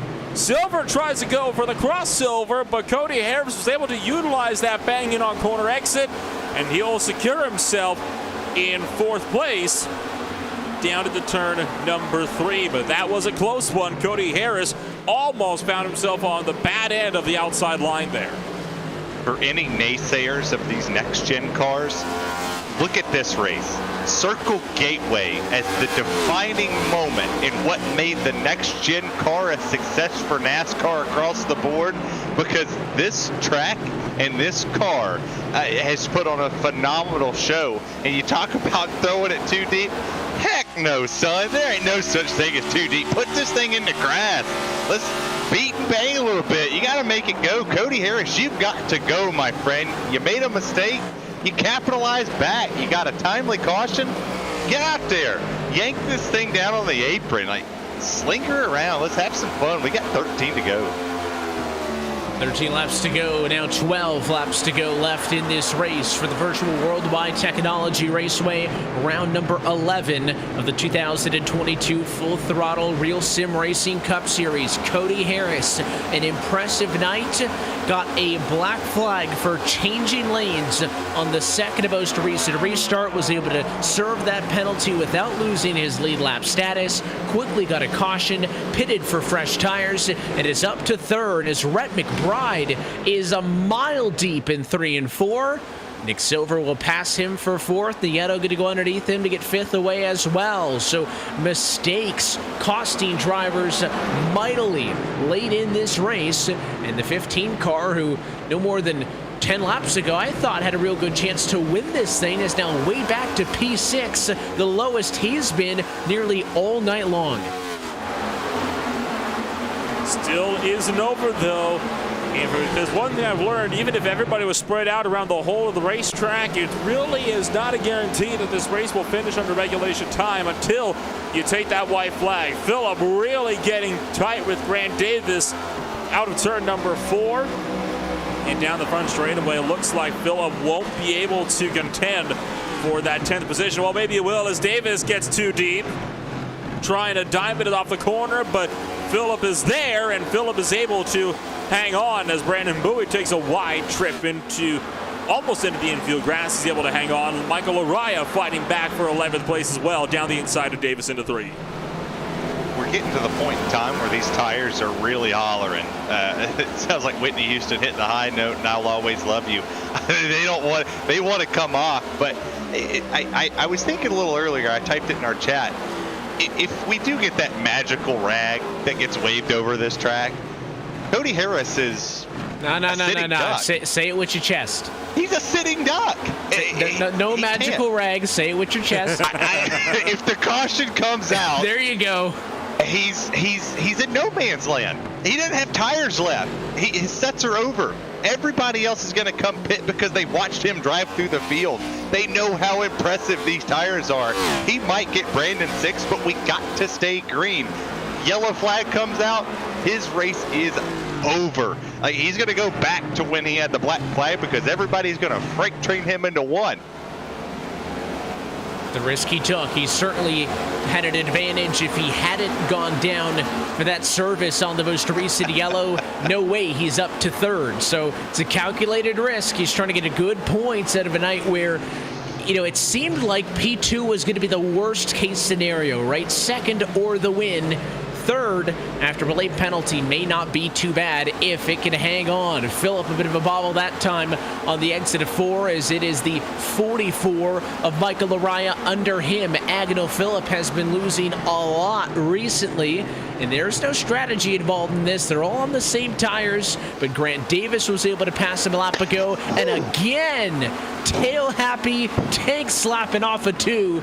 And the 44 Laraya on the inside still cannot clear.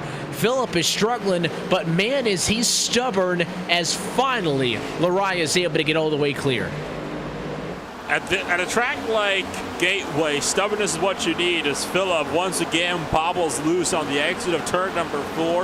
With now just 6 laps left to go. Looking back to Bradley Burke, who just completed the pass on Kyle Trudell for 14th. Trudell will try to go over the over-under, but Burke gets that car slowed down in time before he runs too deep. Behind him, Schmidt trying to fend off Cato for 16th. Still got battles all the way up and down throughout the field, but especially in the mid-pack. Ross Cato looks to the inside of Schmidt. Does he push up too much? He's trying to hang on, I think just trying to keep the quarter panel in there, but it's not going to happen. Schmidt clear, not quite, out of turn number 4. Yeah, Cato's got that run off the 4. I don't get it, but man, oh no! Oh, he got set up the track. I'm nervous. If I'm Cody Harris, I'm looking in my mirror and I'm absolutely hitting the panic button because it's 5 to go, coming to 4, and look at all these drivers that are right on top of one another. And I know I said, boys, go out there, beat defenders off of it. You're at a short, intermediate track. But I didn't mean it seriously, and I know Cody's probably going to go watch this broadcast back and go, Terry, you jinxed me. I am sorry if I did.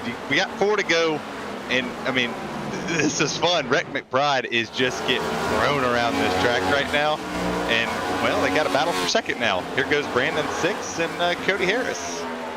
Kevin King is 1.7 seconds ahead of this duo, so this may be the most exciting fight in the run down to the end of the race. Can Cody Harris get back to where he was before that penalty and get around the best driver on track all year at Brandon 6? There are 3 laps to go left from Gateway. King wants it to hang on. He's looking for win number 2 of the season. Looking for win number 2. McBride on the bottom right pushes up. He'll bobble down the racetrack, but Cody Harris has closed in on Brandon 6, trying to get alongside with the number 66 Chevrolet as we take 2 laps now left to go in this race. Will Harris be able to find a hole in a turn 1? Not close enough. He's got to back that corner up a little bit more, trying to wind up a punch down the back straightaway. And Kevin King's just hoping to see the white flag, because if he's watching the broadcast, he's seeing drivers. Oh no! There it is! Oh, Cody Harris's race is over. I jinxed it. I'm sorry. I did it. This is on me. You can blame me all day long. I'll take the other penalty point. Darn it.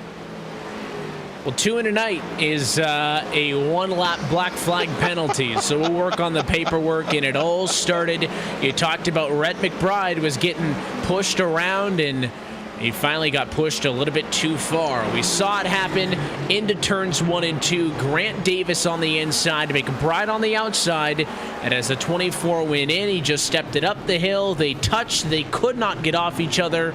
And right there, when the 24 went all the way around, the yellow flag comes out some 15 seconds before we would have gotten to the white flag. It is caution flag number 4 on the afternoon, and this changes everything. Leader's going to be coming down for service. Cody Harris with them, so did the 28 save 1 set left? We're about to find out. Either way, we know what the call is going to be up front. Does anybody here go for 2? Because I mentioned last time everybody was in, Nolan, that if they can get to the end, they're going to be on really old tires, 40 laps old. They are not happy. 2 would give you better track position, but man, I think 4 is what you need. We'll see. We'll see. Kevin King will be the one to lead them on down. Taking a look at some of the drivers behind, I'm not seeing anybody so far willing to take 2. Although maybe Brandon 6 had potential. In fact, yes, Brandon 6 did take 2 right sides only. That's scary. I got to be honest with you. Looking at some of the drivers that stayed out, I'm nervous. Because Nieto, Wetmore, Casto, Burke, Cato, like that top 5 would, if you would have told me that's the top 5 with 2 to go, okay, I believe that going into the race. I'll buy that one for $10. But 40 lap old tires going into 1, how fast can Kevin King go? We haven't seen the man in traffic once all race long. Can he make it up in 2 laps? And this is far from the stretch of what I would have done, because, well, like they say in racing, I'm a follow the leader kind of guy, because I know I can't hang on to that thing into 1 when I don't. One look at the stints. You saw it there on the left-hand side. This is a mixed bag on pit road. Your top 8 drivers have stayed out, but that's not really the tail of it all right? Let's be clear. A majority of them are on 41 lap old tires, except for Tom Wetmore in 2nd and for Jeremy Miller in 6th. They are only, I say with air quotes, on 31 lap old tires, so they do have a 10 lap advantage on tires to the cars around them. Then you get to 9th. 9th is the first car off of pit road. That is Kevin King, 2 tires only. Brandon 6 went for 2. Agno Phillip went for 2. They will start 9th, 10th, and 11th, respectively. And then from 12th on back, Cody Harris did have 1 final set available. He goes for 4 and will be restarting this race in position number 12 on 4 fresh tires. So I'm going to be completely honest here. I'm not confident on our ability to be able to make this on just 1 green-white checkered attempt. On a race I called on Thursday, again, same track, same length, you had one guy that stayed out with all old tires by about 50 laps. Another guy took right sides only. How did that end? 4 wide into turn 3 on the first lap, back green, pile up to end the race. I'm not very confident in how clean this finish is going to be, but it is going to be an exciting one. Yeah, I think excitement's beyond what this is going to be. I mean, look at the drivers up here who need a win, right? Bradley Burke, Wetmore, Miller, Casto wins. Like, go get a win. This is your chance to take it. We talked about it opening the show. This could be a chance for a first-time winner. Well, we got 2 laps to figure it out, and there's a lot of drivers between Kevin King and the leader. I don't see Kevin King doing it unless we just get a string of them. There's only one way to find out. It is attempt number 1 of 3 at an RSR overtime finish here from Worldwide Technology Raceway. Remember, your top 8 stayed out, 9th through 11th on 2 tires, 12th on back, all on 4. Pace cars off. Sam Nieto chooses the outside line. Green flag in the air. 2 laps to go from Gateway. 2 to go. Sam Nieto still clear down to the turn number 1. Bradley Burke trying to chase after him. Everybody tightening it on up into turns 1 and 2. We're 3 wide, deeper in the field, out of the corner, but still clean. Nobody's hit each other yet. That's the key word here, yet, as we fire down the back straightaway. They just have to make it through 3 and 4, and Sam Nieto is going to be looking for a race win here with Burke there in 3rd. 3 wide, 4 wide into 3 as they come out of 4. White flags in the air, and now. Made it. They might not all make it to the end of this race, but they made it to the white flag. Can Sam Nieto hang on? Burke is 2 car lengths back. Is he going to be able to find that little bit extra before this one is said and done? Sam Nieto, 10th in the points, coming into this afternoon, leads only these final 6 in the run to the end of the race as Sam Nieto wins in the Full Throttle Cup Series, the inaugural race at Gateway, wrecking across the line behind, but Nieto is postseason bound. And that was not the only crash on that final lap as a cross-start finish. The one you saw started with Cody Harris when he tried to pinch Kevin King. It went wrong. Kevin King got out of that without a scratch. Cody Harris slammed the inside wall, lost 3 spots as a result, but there was another 7+ car pileup in turn number 3. That kicked off with all that 3-wide action. Andrew Freenage got dumped by Brandon Bowie into turn 1. What a race. What an unpredictable swerve. This is kind of like a WWE show. It's, Monday Night Raw, and somebody has a heel turn or a face turn. I didn't expect Sam Nieto to win this race. An up and down start to this race. He started great, started P4, fell back. Well, strategy played dividends tonight, and, well, we talked about a winner coming in here and shocking us. And number 2 just shocked me. And after making his 64th career start in the Full Throttle RealSimRacing Cup Series, Sam Nieto could call himself an RSR winner. The Miller Lite, number 2 Ford Mustang, is in victory lane. I know it's a day race, but there's plenty of fireworks going off on the radio channels of everybody else involved in some of the incidents late. White flag in the air there. There's the first touch. Freenage gets sent into the wall. More drivers punted. The 44, the 70, the 39. That's what you missed in 1 and 2. More cars wrecking off the corner. And then as we watch Nieto defend for his first career win, Cody Harris on the 4 fresh tires coming in hot. Gets underneath, comes off the corner, and right there you can see drag race into the line, a touch with Kevin King. He spins into the fence. Harris involved as well. Brandon Six gets tagged, and we tore up a lot of virtual race cars on the final lap, but it didn't make a difference because as we take a look at your KaylaSynthetics.com full race results, Sam Nieto is victorious tonight at Worldwide Technology Raceway. We'll talk with him, his Flat Out Motorsports teammate Bradley Burke, who finished 2nd, and Tom Wetmore in 3rd in just a few moments. Kevin King, who probably should have won this one, led a race high 119 laps. Ends up only in 4th with Brandon 6 P5, Agnell Phillip, Nick Silver, Cody Harris, Sean Casto, and Jeremy Miller, the top 10. That puts Ross Cato down in 11th place after he worked his way up 9 spots. William Schmidt worked up 10 to finish at 12th. Brandon Bowie finishes 13th with Andrew Friedage, one of the big losers, started on the front row. He finishes down at 14th. Eric Stanford was plus 15 spots into 15th.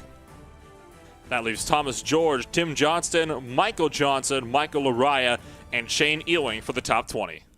We got 21st down there with Chris Rabel and Harry Grindell. We didn't talk about him much down there in 22nd. Manatzi Major in 23rd. Kyle Trudell had a good run. Late troubles Myers him back to 24th. Rhett McBride strong all night, down 5 laps in 25th. 26th will be Riley Grant Davis. Braden Whitaker in 27th.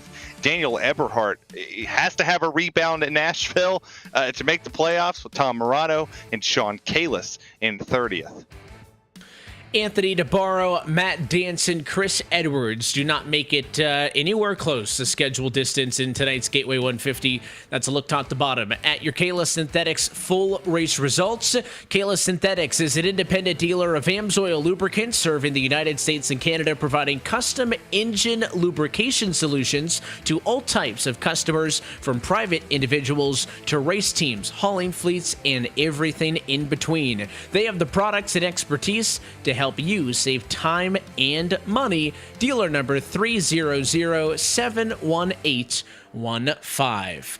Let's head down to Full Throttle Real Sim Racing Cup Series victory lane, where we are stood by with Cup Series winner Sam Nieto, who takes home the win in our inaugural trip to what was once known as Gateway Motorsports Park here at Worldwide Technology Raceway. Sam, congratulations on this win. We'll talk specifics in a little bit, but first, we're at 2 laps to go. Kevin King's about to take the win, and the caution flag comes out. Tell us about the end.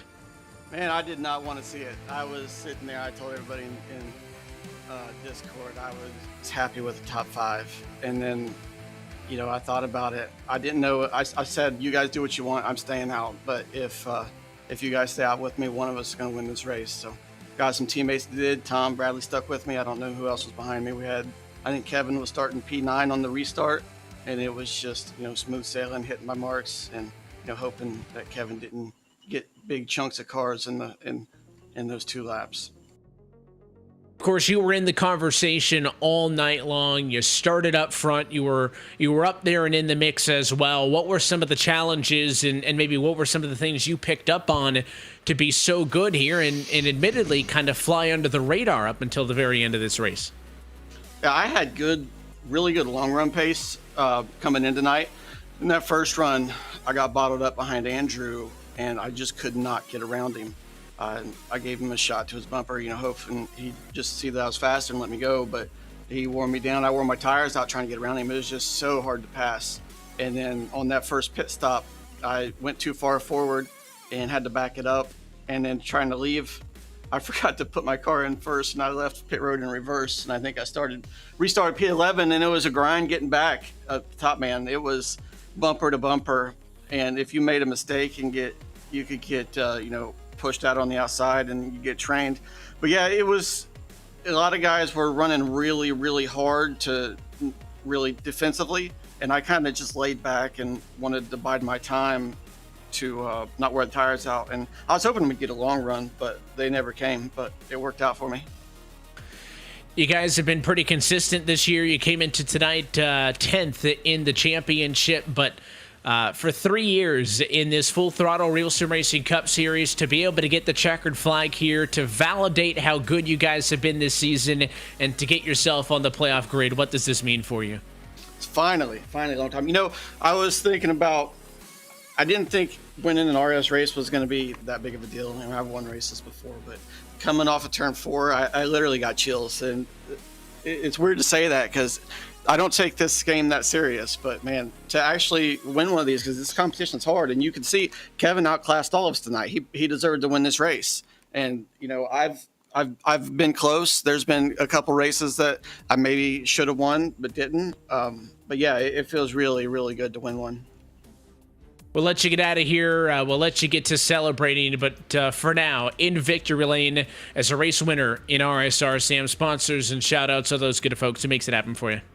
Yes, sir. I'd like to thank Boosted being on the car. Thank Justin Rowden putting together another nice paint for me, and I'll have another one next week. He's been working hard painting for me. I don't know why. He's always painting me cars, and as long as he wants to pump them out, I'll keep running them. Justin Rowden, if you guys want to offer him some money, he does great work. Thank the RSR boys. We had a great week of preparation, and it showed tonight. That is your race winner in tonight's Gateway 150, Sam. Again, congratulations. A well-deserved victory for you. Go and enjoy this, and we'll catch you in 2 weeks. Thanks. Appreciate it. Have a good night, guys. He is the 84th different Cup Series winner all-time in RSR history. Tonight belongs to the driver of the number 2 Ford, Sam Nieto. We'll continue post-race coverage. Bradley Burke is second in the running order tonight, and trackside with him is Nolan Rempel. Indeed I am. So, Bradley, 11th place to second. Not a bad result at all for you, but I'm more interested. You were one of the drivers that stayed out on that last caution. That no doubt helped you to second place. Why don't you walk us through your what was going on through your head when you were doing that? Well, honestly, it's just from past races, guys staying out, and I don't get the finishes that I think I deserve, so I decided to finally take a page out of someone else's book and try old tires, and it actually worked. Actually, I got to thank Sam because it was his idea first. He was the one bringing it up in Discord saying it was probably a good idea, and it ended up working. It actually saved my race because I was having a terrible night. And, of course, the Worldwide Technology Raceway, a very, very new racetrack to the RSR schedule. First ever time we've been racing here. Now that you've had a chance to get to race with it here in RSR competition, would you be willing to see it back potentially for another race in the future?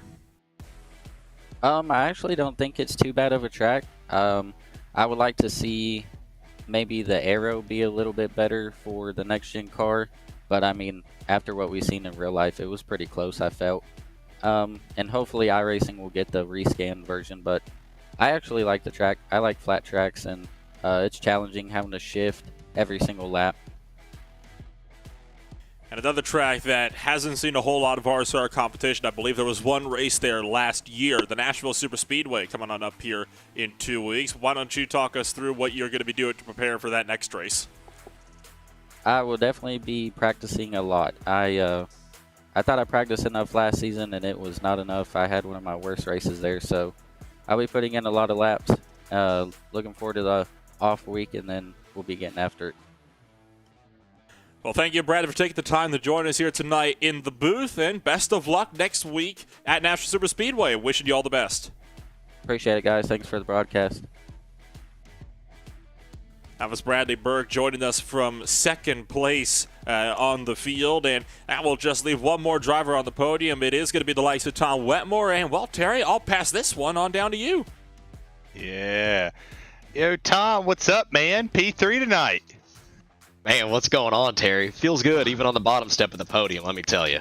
Hey, it doesn't matter where you're at on the podium. All that matters is you're on the podium, man. That Chevy was up and down, right? You were up 5 spots at the end, but you kind of hung around that 10th place position most of the night, and you had to battle through some adversity. Got kind of reffed up a little bit by a couple people back here in the back, but look at you, P3, and you stayed out there, had a lot of fun, and here you sit. You finished ahead of the man who led every lap but 2. Terry, man, I appreciate that. It's definitely a little bit of an up and down road to get here. Probably had a nice top 15 ride tonight, but 4 fresh Goodyear tires can change anything, and we decided to come down the pit road there about lap 90, and Cody Harris and I kind of made the same decision and drove our way up into the side of the top 15, then inside the top 10, and, well, then there's a caution flag, so what are you going to do? But luckily made the right call as Tube Tech Chevy Camaro, even though we weren't necessarily the fastest on speed. We ended up being some of the best on strategy there and got a little bit lucky at the end, but I had the coverage of AutoWarrantyUSA.net and John and Robbie and his whole team over there at that coverage team, and they took really good care of us, and RAL Revenue Services got us here in the first place to be able to put us on a podium. And Terry, let me tell you, man, I may not be a Tennessee fan, but a little bit of Tennessee orange on the car, man. Maybe you were riding with me. That's what I like to hear. I tell you what, man, you were perfect there with the sponsor shout outs and the post race interview. Might have to get with you, and you might have to teach me a little bit. So when I'm doing this broadcast thing, I throw some sponsor shots out there. But man, walk me through those final 2 laps, because you're sitting there, you're under caution. You come down, I believe you just took fuel only there. If my timing and scoring is correct, you didn't do a whole lot, but you come out, you're sitting P3. What are you thinking when you see Kevin King behind you going into 3? Yeah, we made the decision there since we had pitted on lap 90. 30 lap old tires can't be that bad. And boy, was I wrong, but we made our bed and we were going to lie in it, man. So we stayed out and ended up lining up P2 inside of Sam Nieto there. And unfortunately, took a nap on the restart, fell asleep a little bit, but it caught right back up to him there and was able to kind of ride in P3. But to your point, when you got the King coming in behind you, coming into 3, I thought we were going to be okay till he gave me a shot, and I'm like, oh, he means business. Well, I want an interview. I want to go talk to Terry pretty bad. So, I feel for Kevin. I feel for his whole team over there. I know it was kind of their race to win, and late race cautions change everything. So I don't blame him for wanting to try to get to the front as fast as possible. But in the end, when things change, and here we are. Well, I'll grab my notebook out because I wanted to talk to Tom Wetmore too. So add on my list of things that I got to do: call a race with Evan P. and Nolan, talk to Tom Wetmore. Game over, man. You had a heck of a run. Nashville's coming up. Go put some of that Tennessee pride on that car. Maybe you'll come out there and get you a win. What do you think? Hey, man, I'll take a good luck charm any way I can get it. And now in 3 weeks, I've got the opportunity to talk to you twice, from an All-Star Open to this. As long as we keep the nose clean on the Tube Tech Camaro, we ought to be able to hopefully string together a couple good finishes like tonight. So, means a lot. Come on up here and talk to me or whatever. But, hey, good talking to you. It's Tom Wetmore, P3 here this evening. Evan, GOAT, man, back to you in the top of the booth. I'll tell you what an ending to a race that had its exciting moments, right? We saw the 3 wides, we saw the 4 wide, we saw the guys nearly wrecking it off of 2 every other lap, right? But it was a Kevin King night, right? There are Kevin King nights on iRacing where Kevin King is going to beat you into the ground, and there's not much you can do about it. And in the case tonight, there wasn't anything anybody else could do about it, right? Now, Cody Harris had a chance. Hurt himself, right? Took himself out of contention. He had raced back up to what was at that point a 3rd place finish. And then the good old, what was it? The yellow colored piece of fabric? Whatever your line was, Terry, came out at 2 to go and gave us a little bit more excitement one final time. I'll tell you what, we wrecked about 3/4 of the field probably on that last lap, but we did get to the white flag. I didn't think we were going to get to that point without a caution flag, and Sam Nieto comes home to take his first career full throttle Real Sim Racing Cup Series race win. Nolan, so I'll go to you first on this one. 84th different winner all time. It took 3 seasons for Sam Nieto, who is an extremely talented driver on the sim, to get a win. It speaks a lot to the competitiveness level of this series, and it also speaks a lot to the dedication that he has to his craft to finally break through.